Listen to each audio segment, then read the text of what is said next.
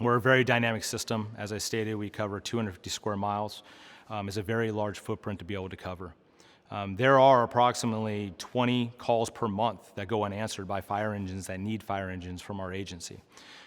We having 3 engines and not having 6, our response times go anywhere from a couple minutes over the national standards all the way up to 30, 40 minutes to be able to respond to an incident. Secondarily, if there is a fire inside of your house, fire will double its size every single minute.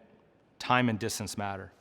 Furthermore, getting one resource to your house very quickly is important. We call that the speed of a response. When you call 911, you need a resource there immediately for the reasons I just stated.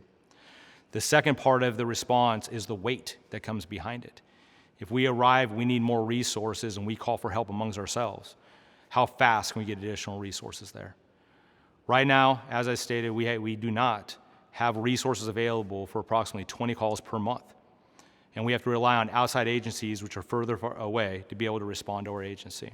If we do not get more resources into our agency in the years to come, because population continues to grow, our response times are going to continue to get worse. There are many people that really believe we do not have a resource issue because we have had these aid agreements that are so imbalanced, that we have so heavily leaned upon our partnering agencies to be able to provide services to us. And they're overly strained and we're holding on by a thread. And if we don't address our existing service levels within our jurisdiction to balance out those agreements, they have to do what they need to do to take care of their jurisdictions.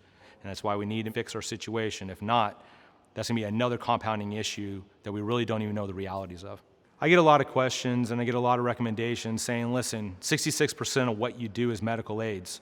All you need to do is add more ambulances into your system and that would resolve your problem. And that's a myth. The reality is that we have a fire resource issue. The system is built and intended for fire engines to arrive first. Baseline medical care. Packaging the patient so when the ambulance gets there, we can put you in the ambulance and if needed, we'll go into the back to provide support. The issue we have is not having fire resources for on average of 20 calls per month and or not being able to provide resources outside of agencies to mitigate all of the incidents that we have. This is not an ambulance issue. Adding more ambulances into our system will not minimize and or reduce the challenges we have today.